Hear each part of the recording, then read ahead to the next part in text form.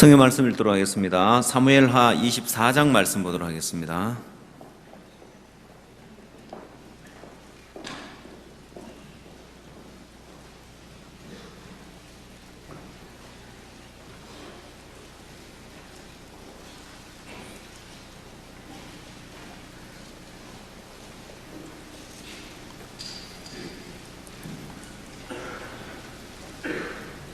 사무엘하 24장 1절 말씀부터 읽도록 하겠습니다.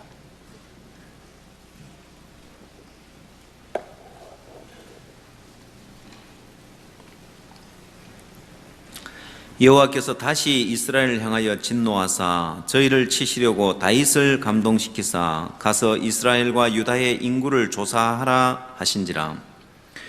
왕이 이에 그 곁에 있는 군대 장관 요압에게 이르되 너는 이스라엘 모든 지파 가운데로 다니며 단에서부터 브엘세바까지 인구를 조사하여 그 도수를 내게 알게 하라.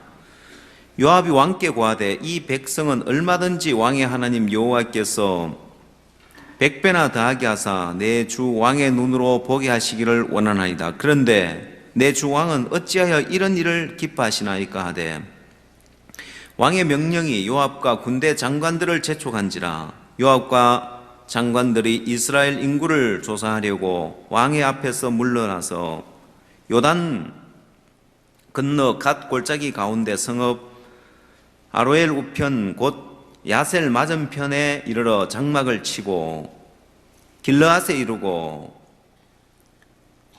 다딤 후시 땅에 이르고 또 다네안에 이르러서는 시돈으로 돌아서 두로 견고한 성에 이르고 히위 사람과 가나안 사람의 모든 성읍에 이르고 유다 남편으로 나와서 브엘세바에 이르니라.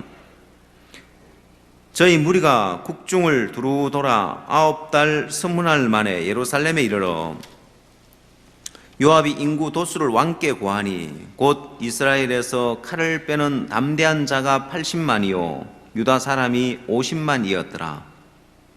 9절 말씀까지 읽도록 하겠습니다.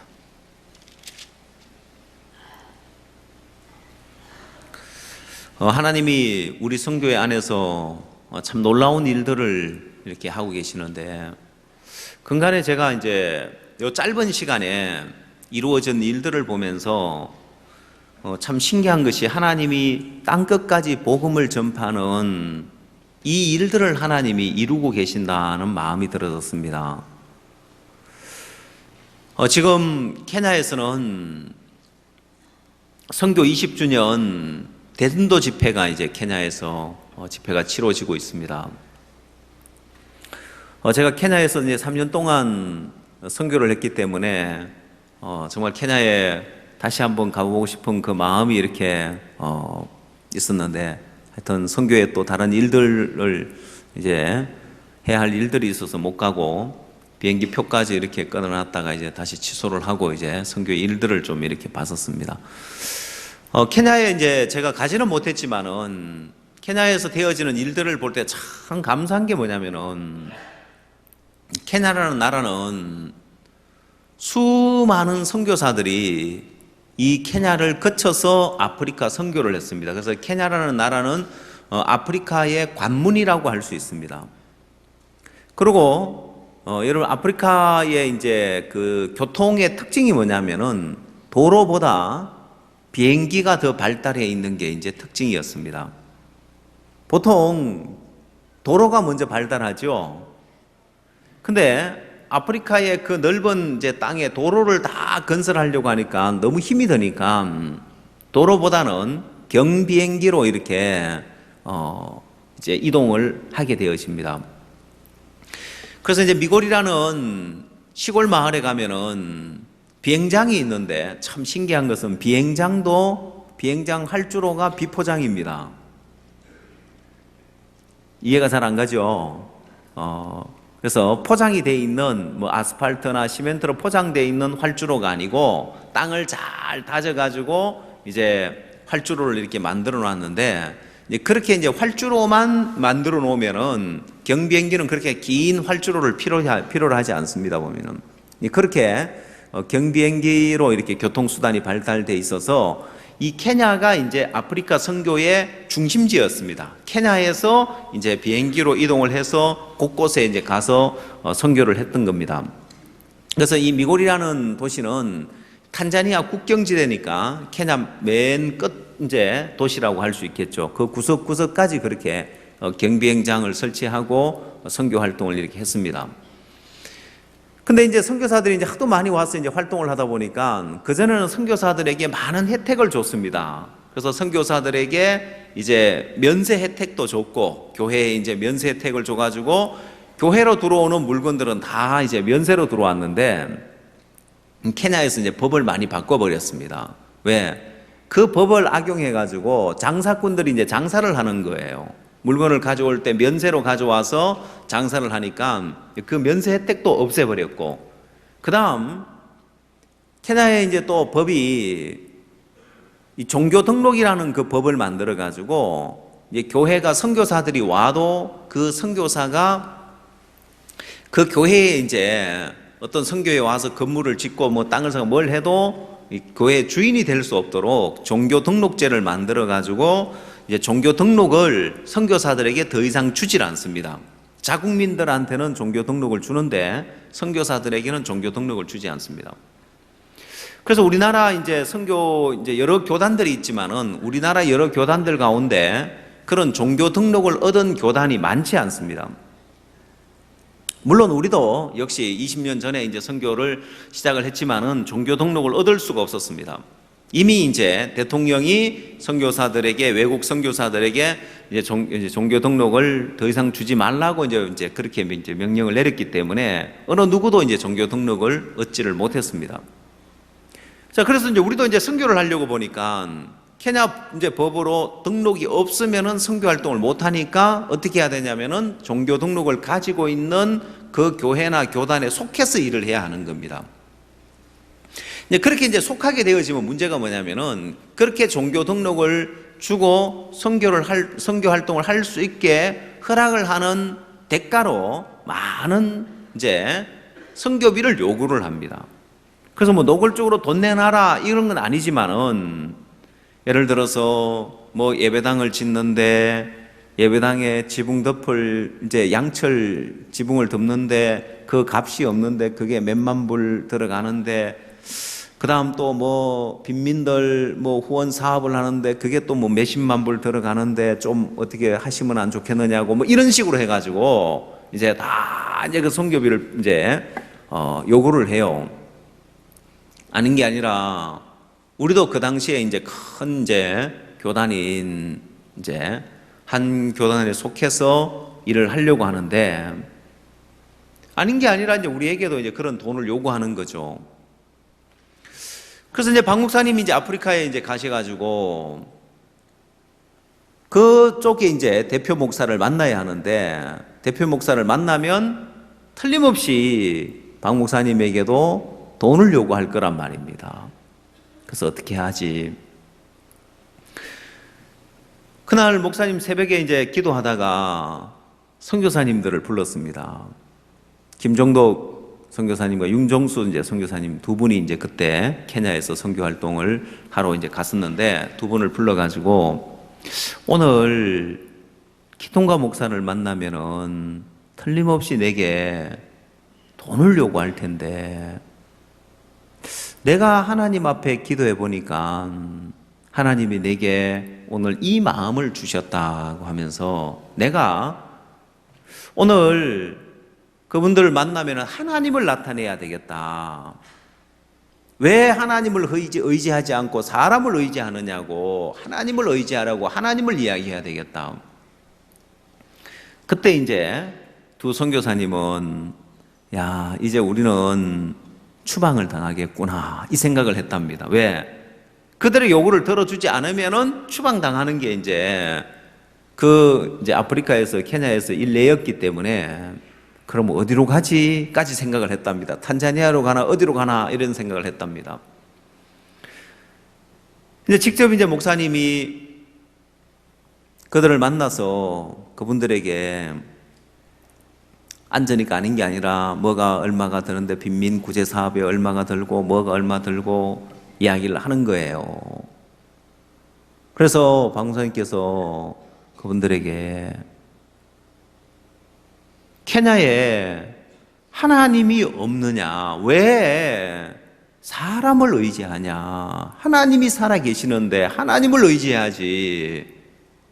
그러면서 박 목사님께서 내가 케냐에 하나님이 살아계신 것을 보여주겠다고 이야기를 했습니다. 그 이야기를 듣고 예 그렇지요 하고 이제 앞에서는 예 그렇지요 해놓고는 뒤에 가서는 이제 목사님이 가시면 하기로 한 집회가 있는데 그걸 다 취소시켜 버린 거예요. 집회하려고 또 가보니까 아무런 준비가 안 돼 있는 거예요. 문은 닫혀 있고. 그러면서 집회 오늘 하기로 한 거 오늘이냐고 내일 아니냐고 뻔히 알면서 이제 그리고 집회가 이제 다 취소되어 버리니까 집회를 할 수가 없잖아요. 집회를 그들이 다 취소시켜 버렸으니까. 그 일정이 다 취소돼 버렸습니다. 없어져 버렸습니다. 그래서 하는 수 없이 그때 이제 구원받은 한 사람이 있어서 그러면 미고리에 자기 고향 마을, 고향에 가서 복음을 전해주면 안 되겠냐고 해서 가게 된 곳이 미고리인 거예요.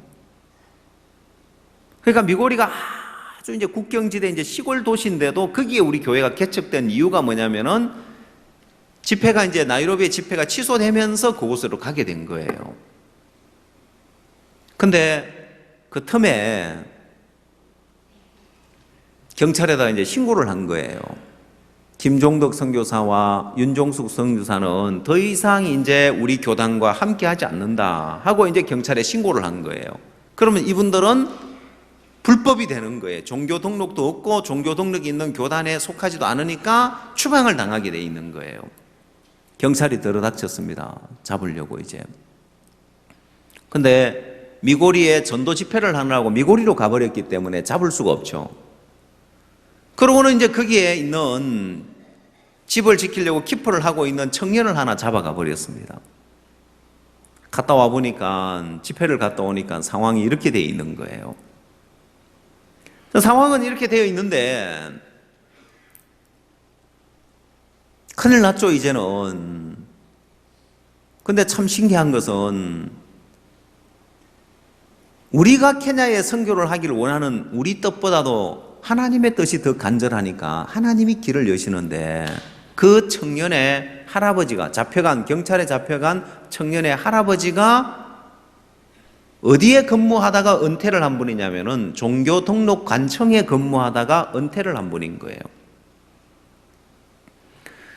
그래서 이 할아버지가 이제 자기 손자를 건져내려고 손자를 구해야 되니까 이분이 어떤 이제 법을 이야기를 하냐면은 종교 등록이 없으면 추방당해야 되는 건 맞습니다. 그러나 종교 등록을 신청을 해놓으면 그 결과가 나오기까지 어느 정도까지 머물러 있을 수 있으니까 빨리 지금 종교 등록 신청을 하십시오.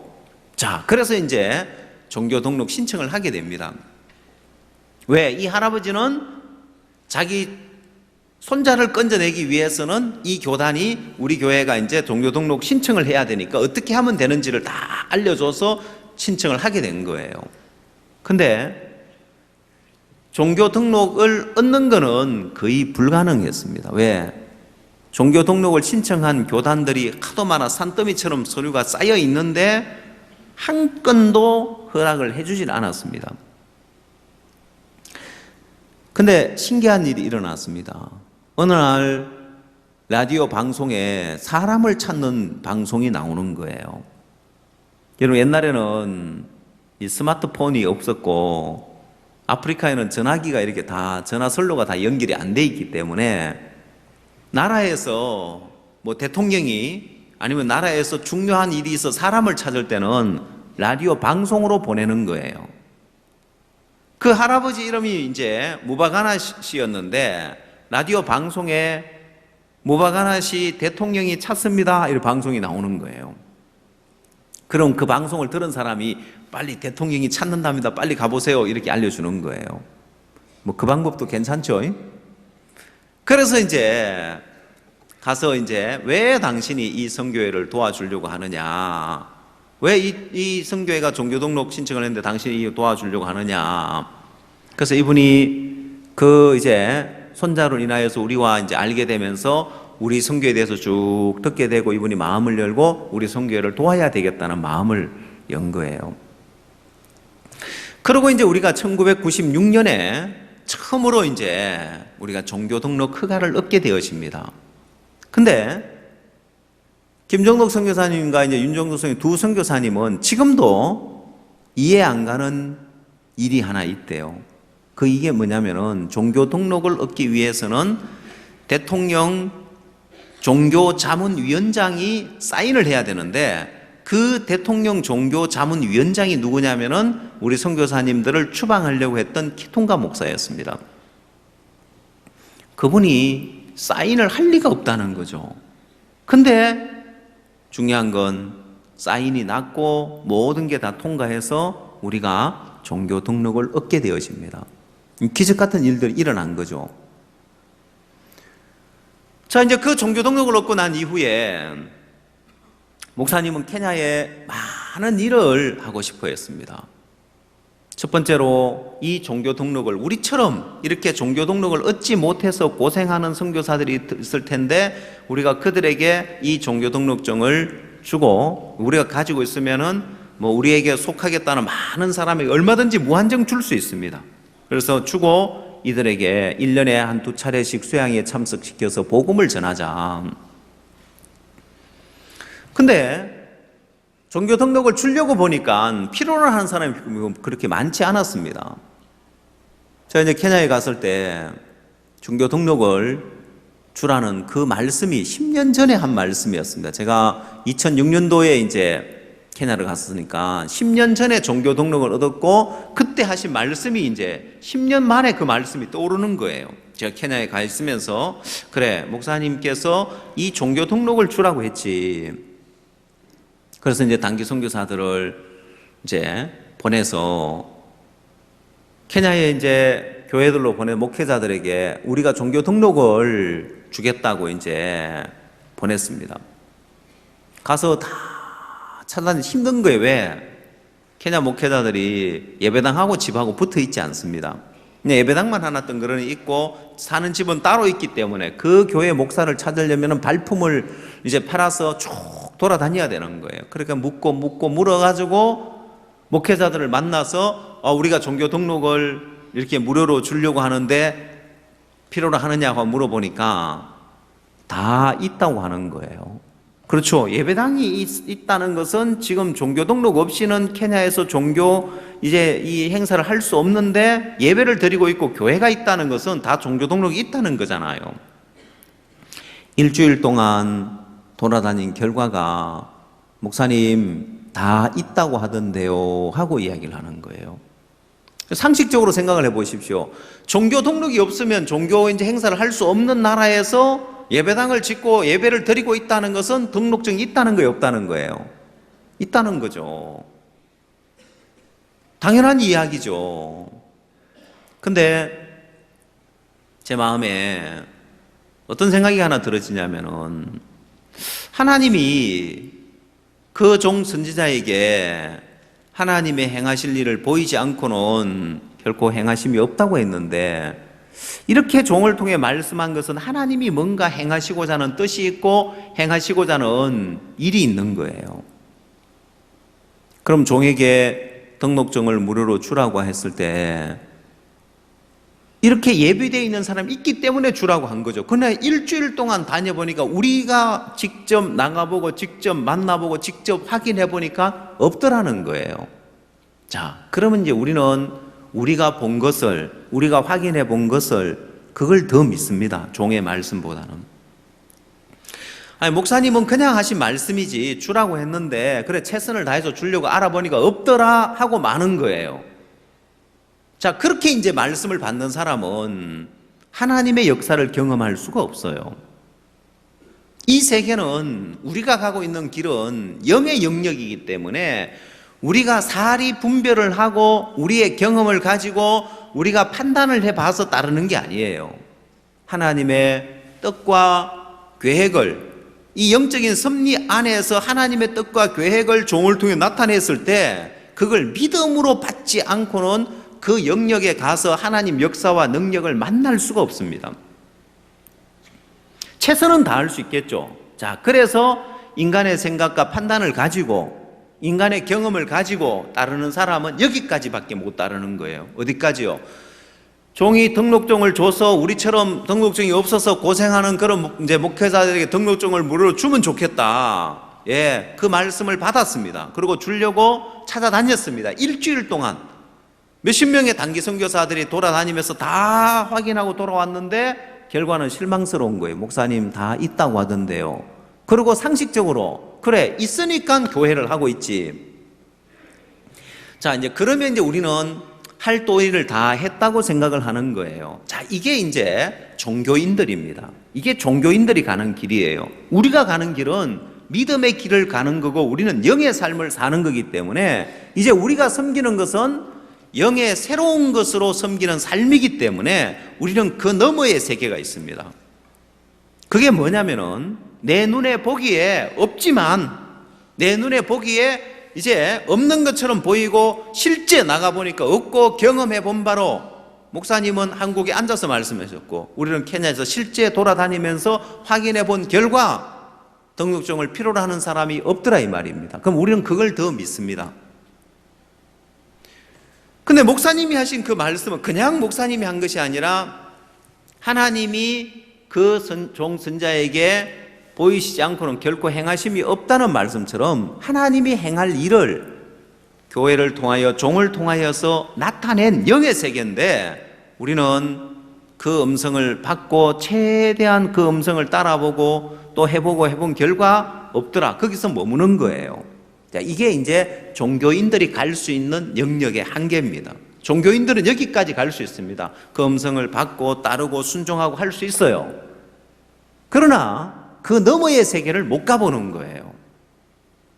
자, 그래서 제가 이제 단기 선교사들에게 이야기를 했습니다. 아니다. 하나님이 종을 통해서 주라고 할 때는 있다. 있으니까 주라고 했지. 그 다음 주에 다시 내보냅니다. 단기 선교사들이 가기를 싫어해요. 왜요?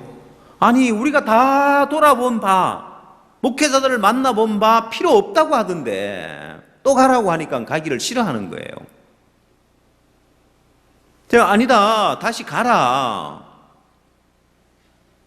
하나님이 종을 통해서 주라고 할 때는 줄 사람이 있기 때문에 주라고 한 거다. 다시 가서 자세히 물어봐라. 제가 이제 그들에게 질문한 내용을 입에다 넣어줬습니다. 등록증이 있는지 없는지. 있으면은 이게 자기 건지 자기 자체로 받은 건지 아니면 빌려 쓰고 있는지. 빌려 쓰고 있다면은 그 대가로 돈을 내고 있는지 우리가 무료로 주면은 우리 거를 받겠는지 이렇게 입에 넣어줬습니다. 단기 선교사들이 지난 주간은 갔다 와서 시무룩하게 돌아왔는데 이번에는 가서 막 힘을 얻어서 돌아온 거예요. 목사님 만나보니까 대부분 자기 것 자체로 가지고 있는 게 아니라 빌려 쓰고 있답니다. 그리고 빌려 쓰는 대가로 매달 돈을 내야 되는데 그게 버겁다는 거예요. 우리가 무료로 준다고 하니까 진짜냐고 진짜 무료로 주느냐고 되물어 봅니다. 많은 목회자들이 필요로 합니다.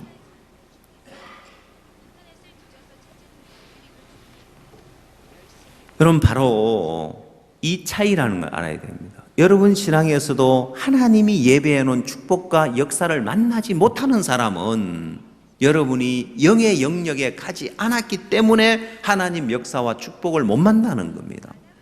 반드시 하나님이 여러분 삶 속에 하나님 역사와 축복을 예비해 놨는데 여러분이 종교인으로서 최대한 따르고 최대한 순종하는 그 영역에 머물러 있기 때문에 그렇습니다.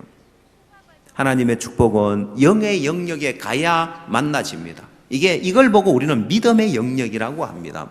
그래서 사람들은 믿음 하니까 그냥 쉽게 뭐 믿으면 되지라고 하지만은 이 믿음의 영역은 내 보는 것, 내 경험한 것, 내가 실제로 지금 체험해본 이것까지도 부인해야 되는 것이 영의 영역이란 말입니다.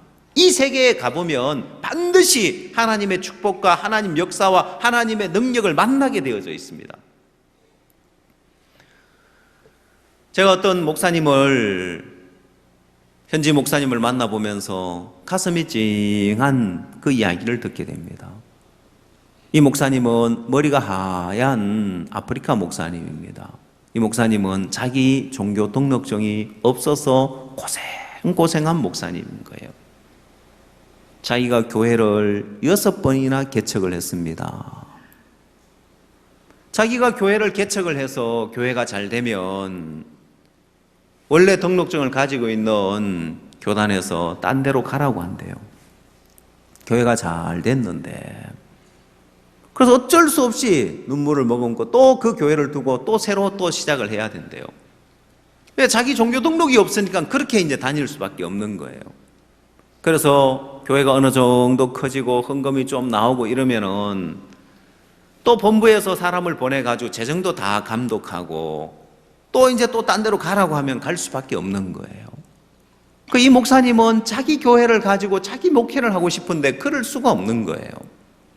근데 우리가 종교 등록을 무료로 주겠다고 하니까 이분이 너무 감사해 하는 거예요. 제가 이야기를 했습니다. 목사님, 종교 등록을 빌려서 마음껏 목회를 하십시오. 그래서 이제 종교 등록을 자기 자체 등록을 하려면은 예배당이 있어야 되고 교인이 이제 일정 수의 이상의 교인이 있어야 됩니다. 목사님이 이제 우리 등록을 빌려가서 마음껏 목회를 하시고 그 조건이 갖춰지면 목사님이 단독으로 종교 등록을 내셔도 좋고 아니면 평생 우리 걸 가지고 쓰셔도 좋습니다. 우리 어떤 조건도 요구하지 않습니다. 다만 우리 수양회 때, 우리 집회 때 와서 말씀만 들으십시오. 너무 감사해 하는 거예요. 여러분, 그 결과 수많은 목회자들이 와서 목회자 세미나에 참석을 합니다. 목회자 세미나에 참석을 해서 우리가 종교 등록을 무료로 주겠다고 하니까 또 수많은 목회자 목회자들이 작은 교회에 있는 등록증이 없는 목회자들이 우리 신학교에 들어옵니다. 아프리카에 있는, 케냐에 있는 마나임 바이블 칼리지에 왜? 너무 좋은 게 말씀 가르쳐 주지요, 복음 전해 주지요, 자기 교회를 하려고 하면 종교 등록을 무료로 주지요. 이보다 더 좋은 조건이 없는 거예요. 그래서 수백 명이 매년마다 바이블 칼리지에 입학을 하고 매년 졸업을 합니다. 아프리카에서 가장 큰 신학교가 되었습니다. 지금 이제 그렇게 이제 이 목회자들이 말씀을 배우다 보니까 이 목회자들을 가르치는, 목회자들을 이끌어주는 비숍 목사가 있습니다. 자기 밑에 100명의 목회자가 있고 300명의 목회자 있고, 그래서 뭐 어떤 큰 이제 뭐 교단의 목회자 3,000개의 교회를 가지고 있고 이런 이제 비숍 목사님들이 있습니다. 비숍 목사님들이 매주 한 번씩 모이는 비숍들의 모임이 있습니다. 그 모임에 뭘 하냐면 모여서, 야, 우리 밑에 있는 목사가 성경 이런 질문을 하는데 너 이 부분 아냐? 하고 서로 토론을 합니다. 왜? 자기들이 성경을 잘 모르기 때문에 답변을 못 해주기 때문에 서로 모여가지고 그 답변을 해주려고 성경의 이제 질문을 서로 물어보는 거예요. 때로는 비숍들이 모였지만 아무도 이 성경을 풀어주질 못하는 거예요. 근데 깜짝 놀랄 일들이 벌어집니다. 그게 뭐냐?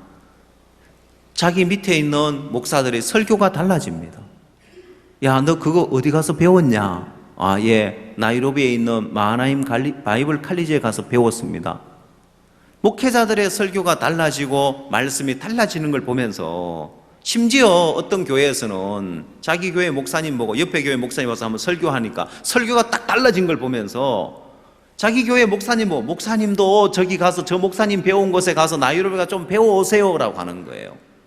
이제 비숍들이 성경이 딸립니다. 자기 밑에 목사들이 우리 신학교에 와서 1년 2년 배우다 보니까 성경 깨닫지 못한 엄청난 내용들을 깨닫고 설교하는 걸 들으면서 위기감을 느낍니다. 우리도 배워야 되겠다. 그러면서 비숍 목사들도 마하나임 바이블 칼리지에 등록을 해서 수업을 받고 성경을 배우게 됩니다.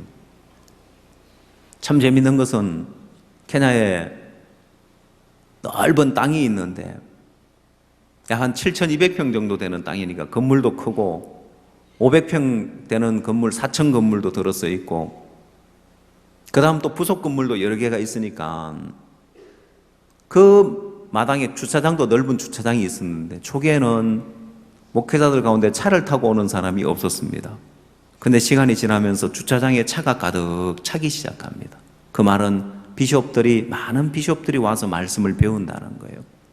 지금 케냐에서 많은 비숍들이 자기 교인들 초청해서 같이 지금 수천 명이 모여서 지금 대전도 집회를 하고 있습니다. 여러분, 하나님은 우리에게 이 영의 세계에 오늘날 그리스도인들이 영의 새로운 것으로 하나님을 섬기길 원합니다. 의문에 묵은 것이 아닌 율법에 매여서 율법으로 섬기는 것도 아니고 또한 제가 앞에서 이야기가 드린 것처럼 내 선에서 최대한 내가 순종하고 따르는 이 영역 가지고 안 된다는 걸 알아야 됩니다. 내가 말씀의 판단 앞에 내 생각도 죽이고 내 판단도 죽이고 이제 말씀만 내 마음 안에 세워져서 내가 믿음으로 가지 않으면은 하나님이 예배해 놓은 축복과 은혜를 만날 수 없다는 걸 알아야 됩니다. 반대로 내가 볼 때 어떻게 보여지든 내가 경험한 부분에 어떻게 경험되어지든 내가 알아본 바도 어떠하든지 간에 말씀의 판단을 믿으면 하나님이 나를 위해서 예배해 놓은 수많은 축복과 은혜와 영광을 맛보게 되어 있다는 사실을 알아야 됩니다. 자, 여러분, 영의 세계라는 것은 지금까지 우리가 살아온 이 세계와 다른 그런 영의 세계가 있는데 오늘 여러분 우리가 읽은 성경 사무엘하 24장이 그러합니다. 자, 이제 이 부분에 하나하나 제가 설명을 하겠지만은 하나님이 우리에게 일을 하실 때 우리 생각과 우리 판단을 가지고 도저히 미치지 못할 영역의 세계를 하나님은 우리에게 말씀하시고 일을 하시고 이끌어 가신다는 걸 알아야 됩니다.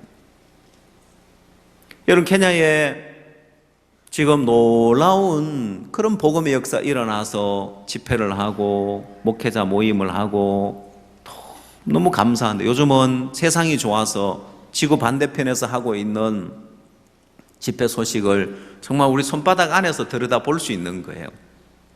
생생하게 화질도 좋고 또 소리도 좋고 또 합창 대회도 하고 또 가스펠 가수들 와서 노래 부르는데 재밌기도 하고 또 오랜만에 아프리카 보니까 우습기도 하고 이렇게 재밌는 장면이 이렇게 많이 나오던데 여러분들도 한번 보십시오. 근데 케냐뿐만 아니라 하나님이 요 근래에 정말 땅끝까지 복음을 전파하는 그 일들을 이루어 가고 계신다. 인터넷에 여러분 보셨으면 알겠지만은 남태평양 한가운데 있는 솔로몬 제도라고 아주 이제 낙후된 그런 섬나라인데 우리 연배 선교사님이 뉴질랜드에 있는 선교사님 그곳에 들어가서 복음을 전하는 그 모습을 보니까 참 감사했고 종이 40년 전에 하나님 저 태평양 한가운데 섬들 사람들은 뭘 먹고 삽니까? 뭘 입고 삽니까? 누가 저들에게 복음을 전하겠습니까? 하나님이 정말 40년 전에 종이 한 그 기도대로 하나님이 그 일들을 이루어 가시는 걸 볼 수 있고 그것은 종의 기도가 아니라 단순한 종의 기도가 아니라 하나님이 땅끝까지 복음을 전파하는 하나님의 뜻과 계획 안에 들어있는 일들인 거예요. 제가 지난번에 호주와 뉴질랜드를 가보면서 야, 정말 아프리카가 땅끝이 아니라 이 섬나라들이 땅끝이라는 마음이 들었었습니다. 그 다음 또 땅끝이 또 있습니다. 복음이 잘 전파되기 어려웠던 땅끝이 어디냐? 시베리아 벌판 있는 작은 마을들일 겁니다. 너무 감사한 것은 이제 시베리아의 그 이제 작은 마을에도 방송 설교를 통해서 복음이 들어갈 수 있는 거예요. 러시아의 TVN이라는 방송사에서 박 목사님 방송 설교를 3년 동안 이렇게 계약을 해서 방송 설교가 나가게 됩니다. 이 TVN이라는 방송사는 러시아의 이제 방송사로서 전 세계 180개 나라의 이제 네트워크를 갖고 있는 거예요. 전 세계 180개 나라에 약 3,000개의 케이블 이 네트워크를 가지고 있어서 전 세계 러시아 사람들 많겠죠, 그죠? 그래서 구석구석까지 이 러시아어로 복음이 전거되어지는 거예요. 야, 정말 시베리아의 그 한가운데 작은 마을에 누가 그 복음을 들고 들어가겠습니까? 그러나 하나님이 방송을 통해서 구석구석까지 복음을 전하게 하시고 하나님이 그 일들을 지금 이루어가고 계신다. 우리 교회에 이제 부전도사로 있는 노홍래 전도사가 이 자리에 없습니다. 몇 달 동안 지금 안 보이죠? 예. 죽었는지 살았는지 잘 모르죠? 살아는 있습니다, 보면은. 지금 아랍에 가서 복음을 전하고 있는데 살아있다는 소식이 들리는데 요 며칠 사이에 소식이 안 들리는데 뭐 잘 지내고 있겠죠, 보면은. 원래는 이집트에 가서 한 2달 동안 복음을 전할 계획을 갖고 이렇게 갔었는데 그래서 언제 며칠 날 들어옵니다 하고 보고를 받았었는데 다시 연락이 왔어요. 요르단으로 가야 되겠습니다. 전혀 계획이 없었는데 하나님이 요르단으로 보내는 거예요. 단기 선교사들하고 같이 이집트에서 복음을 전하다가 이스라엘 단기 선교사들이 이집트에 왔고 이제 이집트에서 이스라엘로 돌아가야 되는데 이집트에서 이스라엘로 들어간 입국 거절을 당한 거예요. 이스라엘은 이 아랍으로부터 테러를 받을 것에 대해서 굉장히 이렇게 두려워하고 엄격하게 이제 단속을 하는데 다른 아랍 국가를 거쳐서 이스라엘을 오면은 잘 안 받아줍니다. 그래도 이집트는 괜찮았는데 이번에 이집트를 거쳐서 왔다고 해가지고 거절을 당하는 거예요. 그래서 어쩔 수 없이 단기 선교사들이 요르단으로 가게 됩니다. 이 단기 선교사들은 요르단에 가서 뭐 어떻게 지내야 될지도 모르니까 어쩔 수 없이 또 노홍래 전사를 요청을 합니다. 그쪽으로 보내줬으면 좋겠다고. 이스라엘 장주현 선교사님 요청이 들어와서 예, 얼마든지 가도 됩니다. 왜? 우리 교회 와도 뭐 별로 할 일이 없고 별로 도움이 됐는지 안 됐는지 모르지만은 없어도 별로 뭐 표가 없는 거 보면은 근데 우리 선교에서 아랍어를 할 수 있는 몇 안 되는 사람 중에 한 명이니까 거기 가서는 물고기가 물을 만난 것처럼 아랍어로 지금 복음을 전하고 며칠 전에는 대학생에게 복음 전했는데 구원 받았다고 하고 이집트에 있을 때는 일반 교회 수양회에 초청돼 가서 주강사가 돼가지고 낮하고 밤하고 복음을 전했다는 이야기 들려지고 너무너무 이제 한국에 있을 때는 비실비실했는데 이집트에 가고 아랍에 가니까 얼마나 힘있게 복음의 일을 하고 아무도 할 수 없는 어떤 목사님도 할 수 없는 일을 하고 있어요. 어떤 목사님도 아랍어를 못 하잖아요, 보면은. 근데 아랍어 실력이 많이 떨어졌다 하면서 막 기도해 달라고 하는데 그 아랍어로 복음을 전할 수 있는 사람이 아무도 없는데 하나님이 더 잡아두고 싶어서 요르단에서 또 복음 전하고 가라고 해서 지금 요르단에서 복음 전하고 있는데 참 우리 성경에 보면 참 대단하죠, 그죠? 남태평양 한가운데부터 시작해서 정말 아랍 나라들의 시베리아 한가운데도 복음이 들어가는 방송 설교가 되고 아프리카에 이렇게 또 복음이 전거되어지고 하나님이 너무 놀랍게 우리 가운데 일들을 하고 계시는데 정말 하나님이 마지막 때가 되면 땅끝까지 복음이 전파되어야 그제서야 끝이 온다고 했는데 이제 땅끝 구석구석까지 지금까지 우리가 또 경험해보았던 일들이 짧은 시간 안에 막 이루어지고 있는 걸 보면은 하나님이 이 마지막 때에 다시 한번 복음을 온 땅에 덮기 원해서 이 일을 허락하신다. 그러면 우리가 멀리 안 가더라도 우리가 있는 그 위치에 우리 주변에 있는 사람 구석구석에 우리가 아는 사람 잘 그냥 뭐 한두 번 인사만 했던 사람, 뭐 이런 모든 사람들에게도 하나님은 복음을 전파하기를 원하겠죠. 예, 우리가 그들을 그냥 생뚱맞게 그냥 교회 가자고 해가지고 막 끌고 오기는 좀 그럴지라도 잘 모르는 사람 만나가지고 안면만 있는 사람 만나서 그러나 안면만 있는 사람 만나서 칸타타 초청하는 건 할 수 있겠죠. 그렇죠? 그래서 하나님 그걸 통해서 또 우리가 가정 집회도 하고 복음도 전하니까 그 이후에 연결될 수 있는 복음을 전할 수 있는 또 좋은 기회가 되어지는데 하나님 우리에게 그 일들을 이루어 가고 계신다. 자, 근데 이제 오늘 우리에게 가장 복음을 방해하는 게 있습니다. 우리가 복음을 향해 달려가고 있는데 가장 방해하고 있는 게 뭐냐면은 그건 바로 안일입니다. 오늘날 그리스도인들에게 가장 복음을 향해 가는 삶을 방해하고 있는 게 육신의 안일이란 말입니다. 우리나라 경제가 성장할수록 경제 수준이 올라갈수록 이제 사람들의 마음이 육신의 안일에 육신의 태만에 젖기 시작하면서 이 영적인 부분에 있어서 달려가는 부분에 있어서 모임에 함께하는 부분이라든지 또 교회가 아니라 함께 동참하는 부분이라든지 이런 부분에 이제 점점 멀어지면서 이제 육을 용납하게 되어지고 육신에 젖게 되어지고 죄에 빠지게 되어지고 그리스도인이 이제 타락한 그런 그리스도인으로 삶을 살아가게 되어지고 이제 이런 쪽으로 이제 흘러가게 되어져 있는데 그걸 막을 수 있는 것이 뭔지 압니까? 그걸 막을 수 있는 것은 핍박 말고는 없습니다.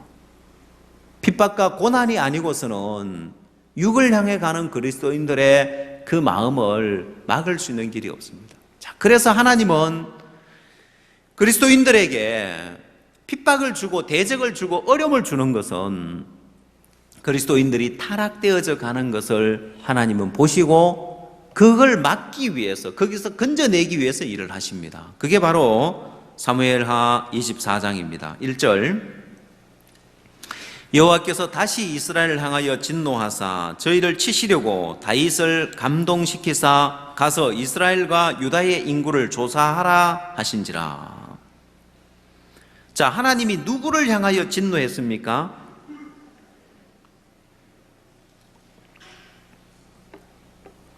다윗을 향하였습니까? 이스라엘을 향하였습니까? 예. 자, 여기 방송실 말씀 띄워주세요.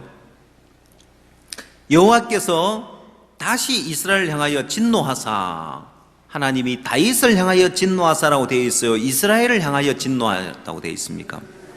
예, 분명히 그렇게 되어 있죠? 이스라엘을 향하여 진노하사 저희를 치시려고 어떤 일을 하십니까?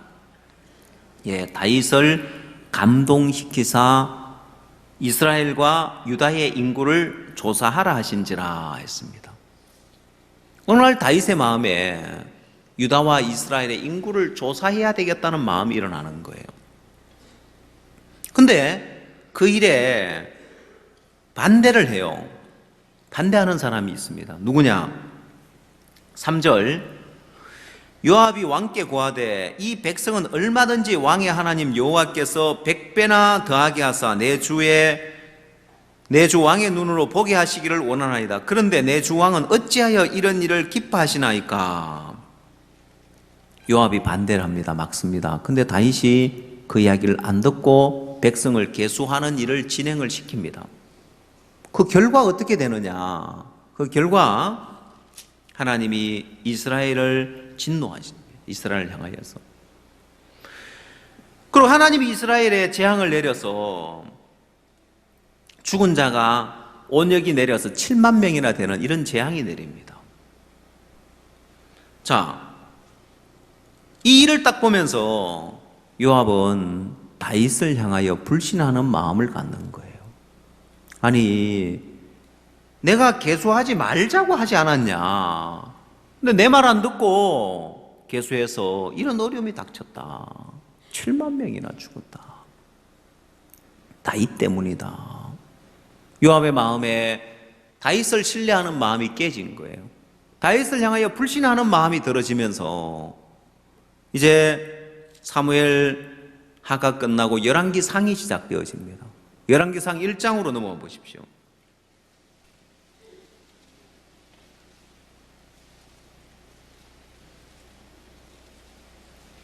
열왕기상 1장 7절 아도니아가 스레의 아들 요압과 제사장 아비아달과 모이하니 저희가 쫓아 도우나 제사장 사독과 여호야다의 아들 버나야와 선지자 나단과 시므이와 레이와 다윗에게 속한 용사들은 아도니아와 같이 하지 아니하였더라. 자, 여기 요압이 아도니아의 반역에 함께 모의를 했다는 이야기가 나옵니다. 반역에 동참을 했다는 이야기죠. 여러분, 요압이 왜 이 아도니아가 반역을 할 때 왜 동참했을까요? 왜 동참했을까요? 다윗을 향한 불신하는 마음이 들었기 때문에. 다윗 때문이다. 다윗이 계수하지 않았으면은 이스라엘에 언역이 내리지 않았을 거고 7만 명이나 죽지 않았을 건데 이런 어려움과 이런 문제가 다 다윗 때문이다. 내가 그렇게 하지 말자고 해도 내 말 안 듣더니만. 정말 어리석고 미련한 소리인 거예요. 왜냐? 하나님이 다윗을 감동시켜서 다윗으로 하여금 유다의 인구를 조삭케 했단 말이에요. 왜? 하나님이 누구를 진노하사요? 예, 이스라엘 향하여 진노했습니다. 근데 재밌는 것은 성경에 여호와께서 다시 이스라엘 향하여 진노하사라고 되어 있습니다. 이 음성은, 이 말은 다시 이스라엘이 육에 빠져들었다는 것입니다. 다시 이스라엘이 세상과 타협되어졌단 말입니다. 오늘 그리스도인들이 그렇습니다. 오늘 그리스도인들이 그래요. 오늘 저녁에 우리는 강남에서 연합예배를 드립니다. 저희 교회에 버스를 한 대를 더 샀는데 하나님이 그 일을 참 기뻐하시는지 또 24인승 버스도 이제 우리가 기증을 받아가지고 버스가 3대가 됐습니다. 갑자기. 그 말은 무슨 말일까요? 마당에 세워놓으라고요? 예? 연합집회 다 가라고 하는 겁니다. 알겠습니까? 그 음악학교 안 빌려준다고 했죠? 우리 버스. 우리가 다 타고 갈 거라고 했죠? 그죠? 예. 그 버스 3대에다가 스타렉스 2대 있으니까 이제 여러분 뒤로 물러날 생각하지 말고 빠질 생각하지 마십시오. 알겠습니까? 예, 내 안 가도 되겠지라고 생각하는데 또 그 버스 타러 여기까지 다시 어떻게 와? 예, 그래서 여러분들을 위해서 여러분 사는 지역 가까이까지 버스가 다 가 있습니다. 신월 초등학교만 아니고 3군데에서 버스를 운행을 합니다. 보면은 좋지요? 이렇게까지 하는데도 집에 앉아서 인터넷 봐야지 하고 생각하는 사람 없겠죠? 하나님의 뜻인데 오늘 그리스도인들이 이제 육에 젖어버렸기 때문에 연합 집회를 한다, 연합 모임을 한다, 그래도 육에 머물러 있습니다. 보면 주일 낙교인들이 많아지고 옛날에는 우리 교회 주일 낙교인 하면은 주일 낙교인이 무슨 신앙이냐 하고 이 소리 들었는데 점점 육과 용납되어지면서 하나님이 이스라엘을 향하여 진노할 정도로 오늘 우리 교회도 많은 육을 용납하고 육에 젖어버렸습니다. 그래서 하나님 우리에게 핍박도 주고 어려움도 주고 대적도 줍니다. 사람들은 요압이 봤을 때는 다윗 때문에 이런 어려움이 왔다고 생각하지만 아니요, 하나님이 다윗을 감동시킨 겁니다. 하나님이 다윗을 감동시켜서 하나님이 올바른 일만 하게 하는 것이 아니라 잘못된 일도 하게 하시더라고 보니까. 왜? 하나님이 이스라엘을 다시 타락되어져 가는 이스라엘을, 육에 젖어 있는 이스라엘을 다시금 일으키기 위해서 이들이 이제 태평성대를 이루고 모든 전쟁에서 승리를 이루면서 이제 육에 젖어버렸기 때문에 그렇습니다. 자, 그 앞부분을 보십시오. 사무엘하 22장을 보십시오.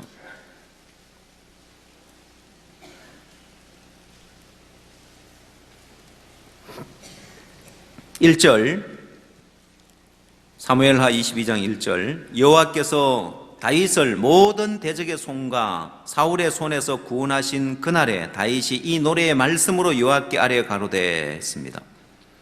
여러분, 다윗의 성전가입니다. 다윗의 하나님이 모든 대적의 손과 사울의 손에서 구원하셨고 모든 대적을 다 물리쳤습니다. 자, 근데 여러분, 다윗은 안일에 젖어 있지 않았습니다.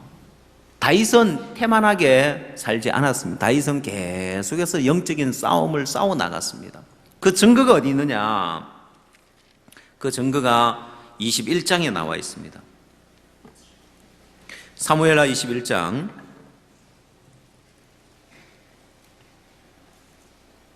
15절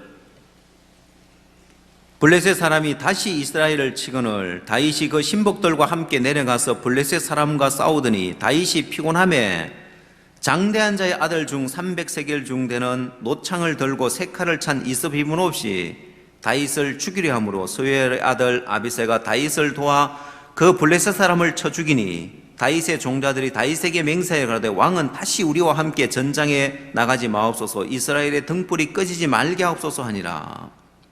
여러분 다윗이 노년에 힘에 부치도록 이런 지경인데도 전쟁에 나가서 싸웁니다. 다윗이 여러분 안일에 젖어 있습니까? 태만하게 젖어 있습니까? 그렇지 않죠? 예, 다윗은 계속해서 싸움을 싸웁니다. 어제는 새벽 2시에 이제 지방에서 출발을 해왔어요. 원래는 자고 가자고 늦었는데 목사님 서울 자고 갑시다. 그래서 예상을 했습니다. 목사님 틀림없이 일찍 출발하자고 할 거야. 몇 시쯤 출발하자고 할란가? 한 새벽 4시쯤 출발하자고 하겠지 해가지고 일찍 출발하려고 누웠는데 웬걸 새벽 2시 되니까 올라가자 그러시는 거예요. 그래가 자다가 막 부랴부랴 해가지고 올라왔습니다. 보면은 올라와서 우리가 7시 한 40분 되면은 또 사역자 모임을 이렇게 갔거든요. 토요일은 또 경인 지역에 있는 인근 사역자들도 다 오고 평소에는 가까이 있는 몇 사역자를 모이는 토요일이니까 또 다 모이죠, 보면은. 그 제가 목사님한테 무슨 말을, 아니, 목사님 이렇게 말씀만 전해주시고, 우리끼리 간증하고 기도해 하고, 목사님은 좀 쉬시지요? 하고 이렇게 하고 싶은 거예요. 그래서 제가 물어봤습니다, 아침 모임. 목사님 좀 쉬셨습니까? 푹 쉬었네. 푹 쉴 시간이 어디 있어요, 보면은. 우리도 같이 따라다니고, 우리도 막 해롱해롱 해가지고 비몽사몽 간에 이러고 있는데, 목사님 저 연세에 좀 쉬시면 좋으실 텐데, 아니요. 근데 목사님은 또 모임에 함께하고 기도회 모임에 또 우리 같이 또 오전 내내 모임 갖고 오후에 또 상담하시고 여러분 다윗은 이렇게 힘에 부치도록 계속해서 싸움에 나가는 이 삶을 살고 있는 거예요. 하나님이 다윗을 치려고 다윗으로 하여금 잘못을 하게 하는 것이 아니라 하나님이 이스라엘을 향하여 진노하사 저희를 치시려고 했습니다. 이스라엘이 태만에 젖어버리고 이스라엘이 전쟁이 끝나니까 안일 가운데 육 가운데 젖어버린 거예요. 오늘 우리에게도 마찬가지입니다. 목사님이 핍박을 받고 또 목사님을 대적하는 그들이 밖에서 목사님을 향하여 대적하고 있는 이들이 이게 목사님을 대적하는 게 아니구나. 하나님 우리 선교회 오늘 우리 그리스도인들이 안일한 가운데 태만한 가운데 젖어버렸기 때문에 하나님이 우리를 치시려고 우리를 복음을 향해 다시금 일어나라고 주는 핍박이고 어려움이구나. 종은 어느 누구보다도 지금 복음을 향해 달려가고 있고 삶을 살고 있는데 정말 다윗이 피곤할 정도로 힘에 부쳐가지고 피곤해서 이 이스비보노를 잘못하면 이스비분에게 죽을 어떤 그런 위협까지 갔는데도 전쟁에 나간 싸움을 싸우고 있는데 그런데 이스라엘이 육에 젖어 있고 안일에 젖어 있기 때문에 하나님이 이스라엘을 향하여 진노하사 저희를 치시려고 다윗을 감동시켜서 그런 잘못을 하게 한 거예요. 자, 그래서 요압의 마음에는 다윗이 잘못됐다고 생각하지만은 아니요, 이것도 하나님의 섭리 안에 하나님 뜻 안에 하나님 계획 안에서 하나님이 하시는 일인 거예요. 실제로 오늘날 그리스도인들이 점점 타락되어져서 이 형제라고 부르는 사람이 술을 먹고 술에 취해 살면서도 그걸 별로 잘못됐다고 생각지 않고 세상과 세상에 젖어 있고 세상에 빠져 있으면서도 그게 잘못됐다고 그렇게 생각지 아니하고 교회 안에 이제 음란한 것도 들어오고 타락된 것도 들어오고 많은 죄악들이 들어와서 오늘날 그리스도인들이 육을 용납하고 살면서 하나님이 진노하시는 그 지경에 와 있는데도 사람들은 옳고 그르고 판단하고 앉아 있는 거예요. 요압의 마음인 거예요. 그래서 하나님은 이 교회에, 이 당시에 이 다윗의 나라에 교회와 갖춰 이들을 다시금 하나님은 정결케 하기 위하고 다시금 하나님을 섬기게 하기 위해서 이런 어려움을 주고 이런 재앙을 주는 거예요. 여러분, 죽임을 당한 7만 명, 그들은요, 다윗이 인구 계수를 해서 죽임을 당한 것이 아니라 마땅히 죽임을 당해야 될 자들입니다. 하나님은 마땅히 죽임을 당해야 될 죄악 가운데 있는 그들을 그냥 죽이는 것이 아니라 이런 교훈을 주면서 하나님이 하시고자 하는 일을 나타내고 하나님 뜻을 나타내는 거예요. 이 교회 안에도 그렇습니다. 믿음에서 떠나 있는 사람들, 교회에 시련이 오고 핍박이 오고 어려움이 올 때 불신하고 떠나가는 사람들은 그냥 떠나가는 것이 아니라 그들이 어둠 가운데 젖어 있기 때문에 믿음인지 믿음 아닌지를 하나님은 교회에 핍박을 주고 교회에 시련을 주면서 드러내는 거예요. 불신할 조건이 있어서 불신하고 떠나는 것이 아니라 그 마음이 온전히 하나님의 섭리와 연결되어 있지 아니하고 믿음 가운데 들어가 있지 않기 때문에 교회 핍박이 올 때, 교회 시련이 올 때, 교회 어려움이 닥칠 때 믿음 있는 사람과 믿음 아닌 사람, 말로만 교회 안에서 큰 소리 쳤던 사람들, 믿음 없이 살아왔던 그들, 불신한 조건을 가지고 요압처럼 이렇게 사무엘 하라가 끝나고 나서 열왕기상 1장에서 이 아도니아를 쫓아서 아도니아와 함께 대적하는 이런 무리들이 있고, 근데 다윗에게 속한 용사들은 그들과 함께하지 않았습니다. 믿음에 속한 사람들, 야, 우리가 지금 하나님과 떠나 있고 우리가 지금 타락되어 있고 우리가 지금 육신에 젖어 있기 때문에 하나님이 교회에 이런 시련을 주고 이런 핍박을 주고 이런 어려움을 주거나 하고 자신의 삶을 정결케 하고 복음 앞에 믿음 앞에 돌이킨단 말입니다. 그렇지 않은 사람들은 요압과 같은 길을 가게 될 겁니다. 요압 위치는 세워져 있었습니다. 인정받는 위치고 세워져 있었지만은 그 마음에서 이런 하나님의 섭리를 볼 만한 눈이 없기 때문에 자기 옳은 것 가지고, 그래 내가 하지 말자 했는데 내 말은 듣고 다윗이 저렇게 해서 우리에게 이런 어려움이 닥쳤다. 천만에 요압이 보는 그 세계 너머에 더 깊은 영의 세계가 있고 믿음의 세계가 있는 거예요. 그걸 못 보는 거예요. 그걸 보면 우리가 하나님을 떠났구나, 우리가 하나님과 멀어져 있구나 하는 사실을 발견하면서 믿음 편에 서게 될 거라는 거예요. 오늘 여러분 마음에, 야, 내가 이런 어려움을 통해서 믿음인지 아닌지 하나님은 우리에게 교회 핍박이 오고 교회 시련이 오고 대적이 일어났을 때 믿음인지 아닌지 딱 두 부류로 구분되게 되어 있습니다. 실제로 많은 사람들이 운하 때문에 또 또별 때문에 일어나는 문제들이 있고 핍박들이 있는데, 밖에서 끊임없이 이제 목사님이 이제 실경영자다 이제 해서 핍박하고 대적하고 고소를 하고 이런 사건 가운데 이렇게 있는데,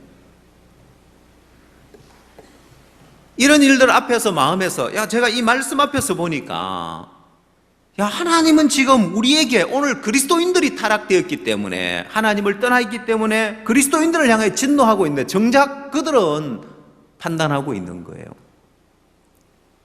이게 요압의 마음이더라고요. 야, 요압이 세워져서 일하는 것처럼 보이지만은 영적인 사람은 아닌 거예요. 영의 세계를 볼 만한 이 눈이 없는 거예요. 그래서 이런 영의 세계를 볼 만한 눈을 가지고 보면은 죽임을 당한 사람들 봐봐요. 야, 이들을 가만히 보면은 이들이 육속에 젖어 있고 이들이 하나님의 진노를 당할 그들이었지, 하나님의 온역이 임해서 죽임을 당한 7만 명이 그냥 죽은 사람들이겠냐는 거예요.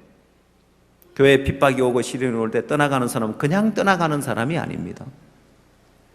그냥 떠나가는 사람이 아니라 하나님이 진노하는 사람들. 이 교회 안에 있지만은 믿음으로 살지 아니하고 이 교회 안에 있지만은 자기 생각 버리지 아니하고 자기 판단 버리지 아니하고 살아가는 그들을 향하여서 하나님이 진노하시더라는 거예요. 그게 하나님이 그들을 제하는 거예요. 7만 명이 죽임을 당했을 때 요압이 봤을 때 다윗 때문에 7만 명이 죽었다. 아니요, 하나님은 다윗이 이런 일을 하기 전에 이스라엘을 향하여 진노했다고 되어 있습니다.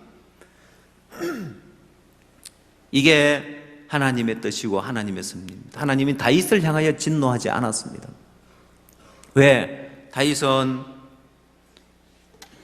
그가 왕궁에 편안히 거하게 되면서 사무엘하 11장에서 다윗이 육에 젖어 있고 안일에 젖어 있으면서 범죄하게 되어집니다. 우리의 아내 바세바를 범하게 됩니다. 다윗이 저녁 때에 침상에서 일어나, 저녁 때 침상이 일어났다는 것은 낮잠을 잤다는 이야기죠.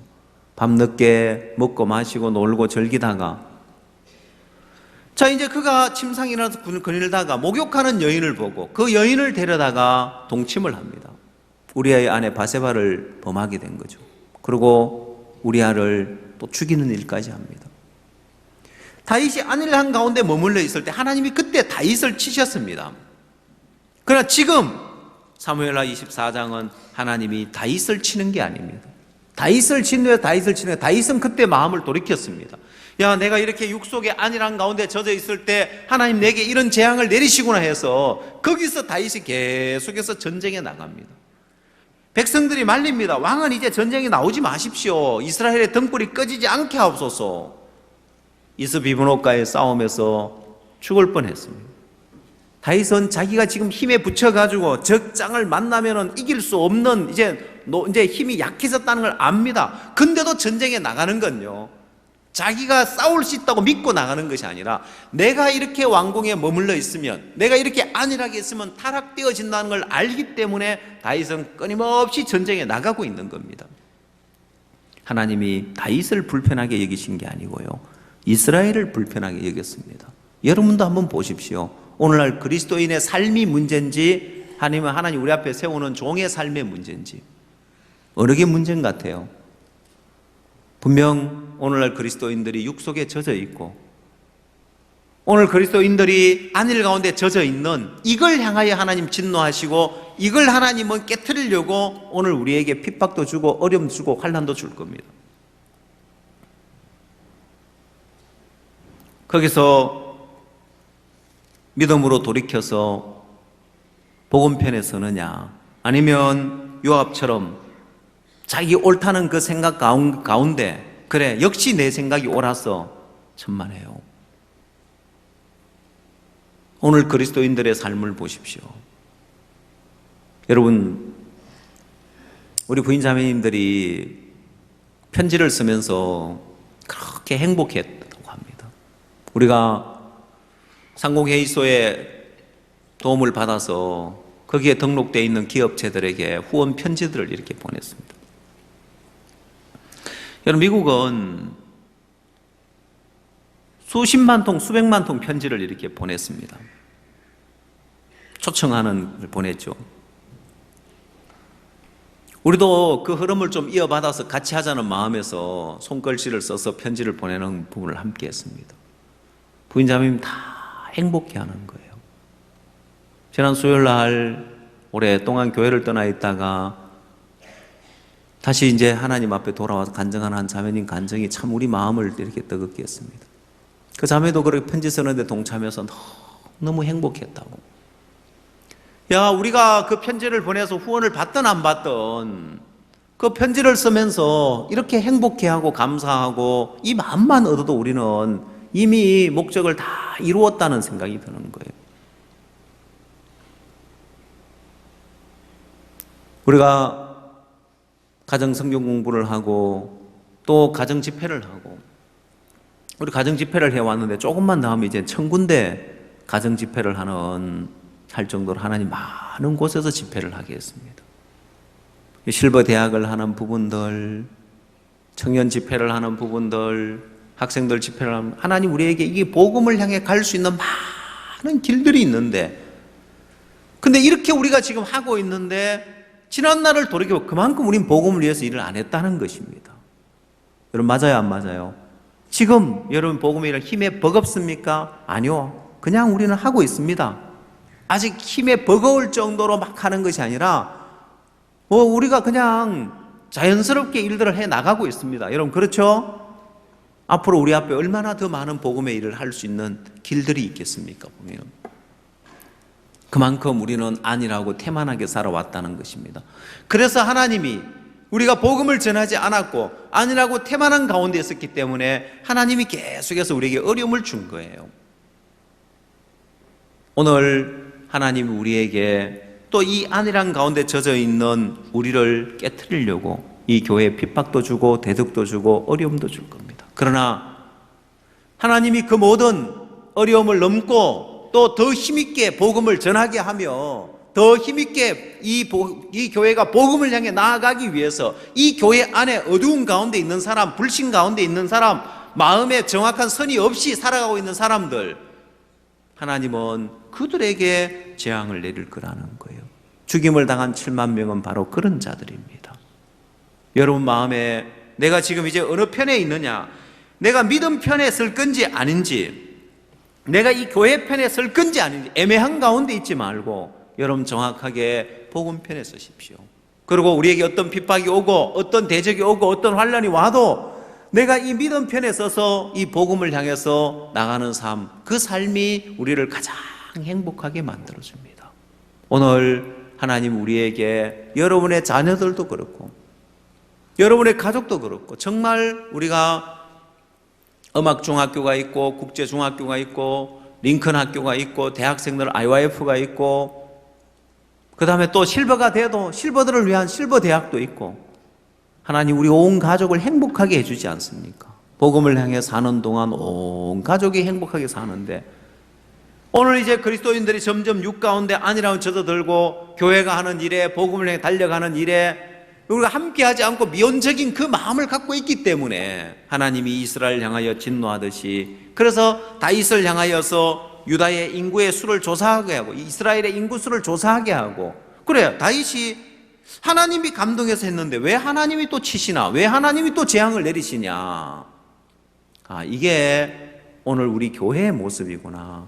하나님이 다윗을 향하여서 진노하시는 것이 아니라 이스라엘을 향하여 진노하고 복음과 멀어져 있는 오늘 우리를 향하여서 복음을 향해 갈 수 있도록 여러분들이 육에 젖어 있고 안일에 젖어 있는 거기서 벗어나서 복음을 향해 달려갈 수 있도록 하나님이 우리를 지금 이끌고 있는 일들이구나. 그래서 열왕기상 1장에 가서 다시 한번 보십시오. 열왕기상 1장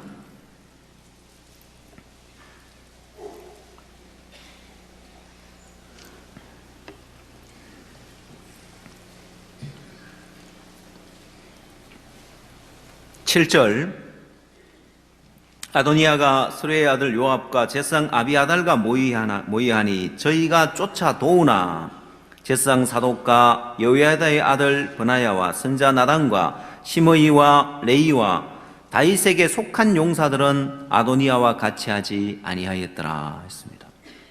이렇게 두 부류로 나누어집니다. 믿음 아닌 자들, 불신 가운데 있었던 애매한 자들 전부 다 아도니아 편에 서고 대적자의 편에 서는 거예요.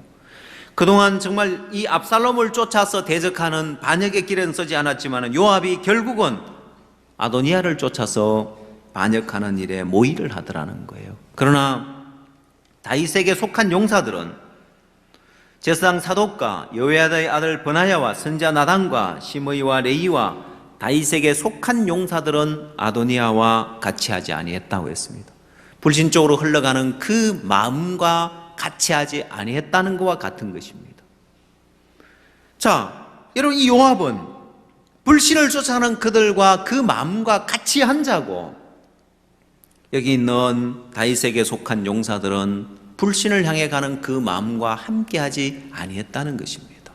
오늘 우리에게 핍박이 오고 시련이 오고 어려움이 오면은 자기 옳은 생각을 가지고 요압처럼 이렇게 불신과 함께하는 사람이 있을 것이고 그 생각 따라가지 아니하고 그 삶을 돌이키고 그 삶을 정결케 하고 복음을 향해 달려가는 사람이 있을 것이고 이 마지막 시대에 누가 봐도 제가 이야기 드린 것처럼 아프리카 땅에 이제 태평양 한가운데 또 정말 러시아에 그 넓은 러시아의 시베리아 불판에 있는 작은 마을에까지도 복음이 들어갈 수 있도록 하나님이 이렇게 길을 여시고 이제는 뜻하지 않게 아랍에도 그냥 우리 교회 부사역자 한 명이지만은 정말 아랍 땅에 가서도 하나님 복음의 그 문을 여셔서 복음을 전하고 있는 이 일들이 그냥 우연히 되어지는 것이 아니라 마지막 시대에 하나님이 복음을 전하기 위해서 이 일들을 하고 계시는데, 오늘 그리스도인들의 마음이 정확한 믿음 편에, 복음 편에 서지 못했기 때문에, 육을 용납하고 육에 젖어 있기 때문에 하나님은 그 삶을 진노해서 핍박도 주고 어려움도 줄 겁니다. 그러나 여러분 마음은 믿음 편에 서서 아도니아와 함께 하는 것이 아니라 다윗에게 속한 용사가 되어서 정말 복음과 함께 하면서 힘있게 복음을 향해서 달려가는 복된 삶이 되기를 바랍니다. 기도드리겠습니다.